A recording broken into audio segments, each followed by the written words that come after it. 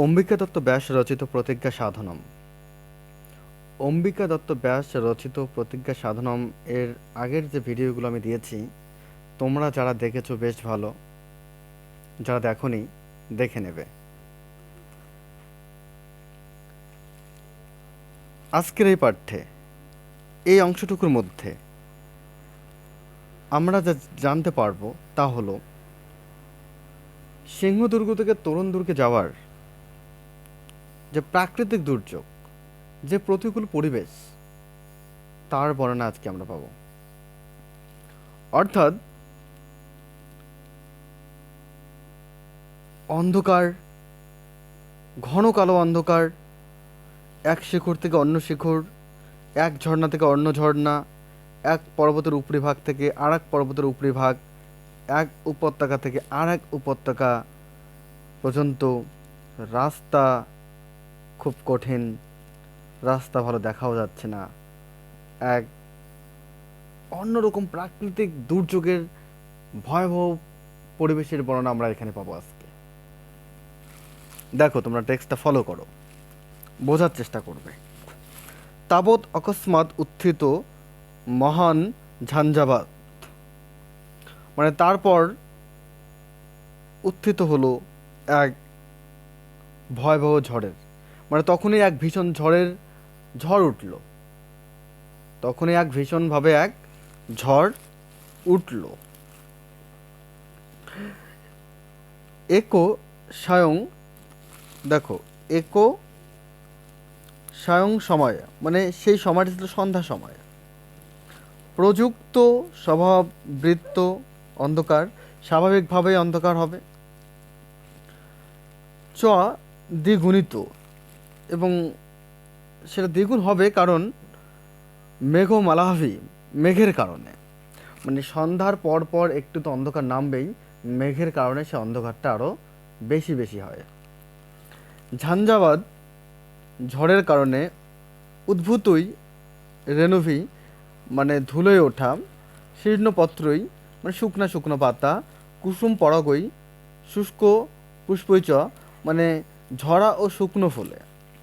পুনঃ, মানে পুনরায়, আবার বারবার। এসো দ্বিগুণই, মানে তা দ্বিগুণ।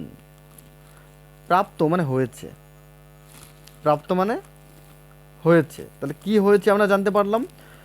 সন্ধ্যা হওয়া স্বাভাবিক ছিল, অন্ধকার আরও ঘন কালো ছিল, মেঘের কারণে তা আরও দ্বিগুণ হয়ে গিয়েছিল। ঝড়ের কারণে ধুলো, শুকনো পাতা ও শুকনো ফুলের অন্ধকার আরও দ্বিগুণ বেড়ে গেছে, আরও দ্বিগুণ বেড়ে গেছে। দেখো, ইহ পর্বত শ্রেণী তো, মানে এই পর্বত থেকে, পর্বত শ্রেণী অন্য পর্বত বোঝাচ্ছে, মানে এক পর্বত থেকে অন্য পর্বত। বনাত, মানে এক বন থেকে, বনানী অন্যান্য বন। শিখরাত, মানে এক শিখর থেকে, চ শিখরানি অন্য শিখর পর্যন্ত। প্রপাপাত, প্রপাতাত, মানে এক ঝর্ণা থেকে, প্রপাতান অন্য ঝর্ণা পর্যন্ত।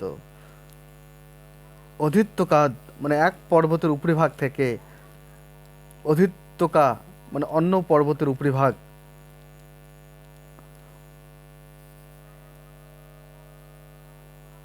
অন্য পর্বতের উপরিভাগ, এক উপত্যকা থেকে অন্য উপত্যকা।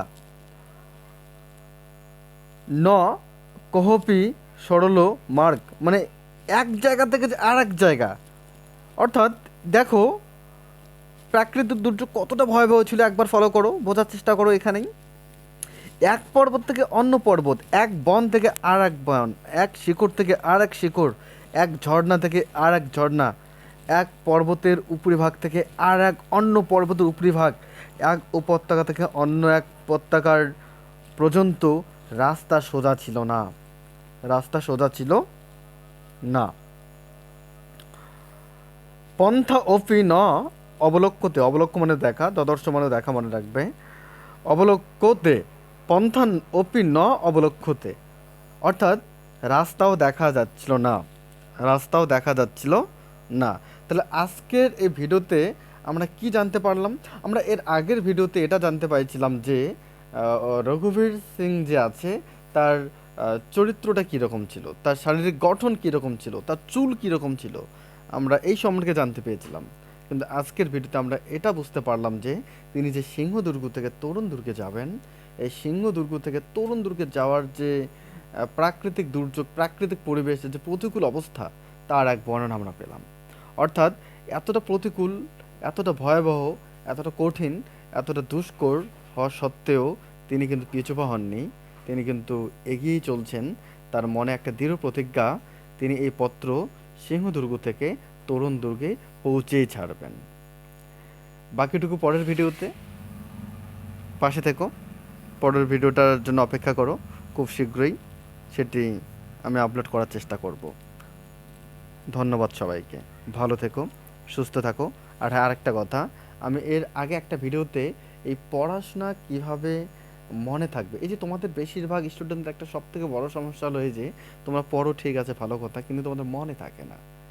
মনে না থাকার কারণগুলো কি, আর পড়া কীভাবে মনে থাকবে, এটা নিয়ে একটা ভিডিও করেছি, তোমরা অনুগ্রহ করে সেটা দেখে নেবে।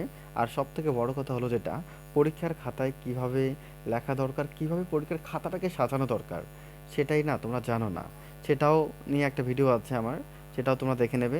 আর time management, time is very essential in our life. এই টাইমের গুরুত্ব অপরিসীম। এই টাইম ম্যানেজমেন্ট নিয়েও একটা ভিডিও আছে, তোমরা অনুগ্রহ করে সেটাও দেখে নেবে। তাহলে আমি গ্যারান্টি দিচ্ছি রেজাল্ট তোমাদের ভালো হবেই। দেখো, তোমার রেজাল্ট তোমাকেই ভালো করতে হবে, তোমার পায়ের নিচে কাটা তোমাকেই খুলতে হবে, তোমার প্রবলেম তোমাকেই সলভ করতে হবে। অর্থাৎ কেউ কাউকে হেল্প করে না, নিজেরটা নিজেকেই ভাবতে লাগে। তো অতএব নিজের ভালোটা বোঝার চেষ্টা করো, পরিশ্রম করো, বুদ্ধিমানের মতো পরিশ্রম করো, সাকসেস হও। থ্যাংক ইউ, ধন্যবাদ সবাইকে।